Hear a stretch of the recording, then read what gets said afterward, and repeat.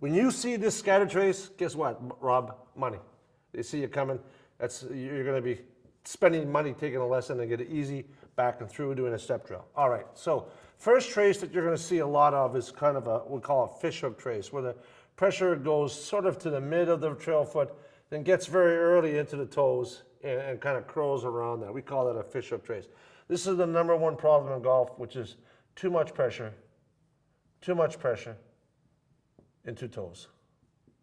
That's the #1 pressure flaw in golf. All right. What's interesting is that pros flip it around. They have, like touring pros have a tendency to get too deep into the trail heels. Amateurs get too deep into the trail into the toes. So a couple of drills we're going to show you on this one: a step drill. We're going to do the curl up your toe drill. We're going to show you these drills next, and these drills will just straighten everything out. But this is the #1 pressure flaw in golf: too much pressure into the toes. Another trace you're going to see in an iron, let's call it a heel to toe trace, where the pressure goes directly into the trail heel and then to the lead toe. Toes are the brakes, heels are the accelerators, ankles are the propulsion system and shock absorbers. So when you see this happening, where it goes directly into the pressure goes into the trail heel and directly into the lead toe, if you hit the ball with all the pressure in your lead toe, Rob, where do you think the ball is going to go?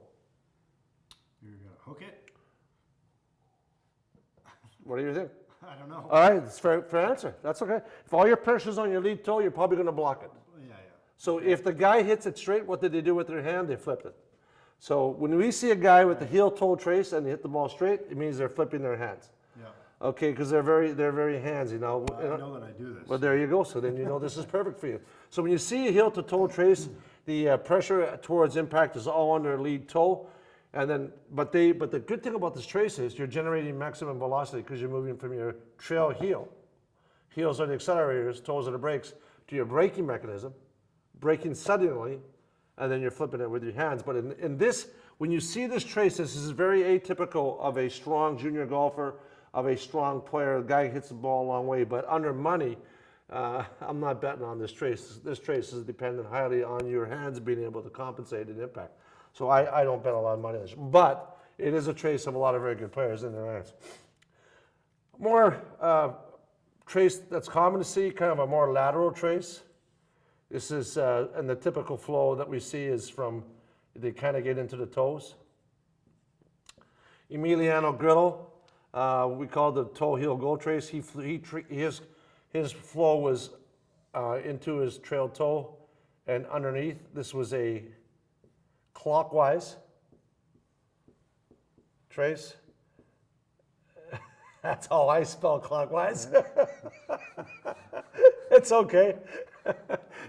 With the Z, we'll make that an S.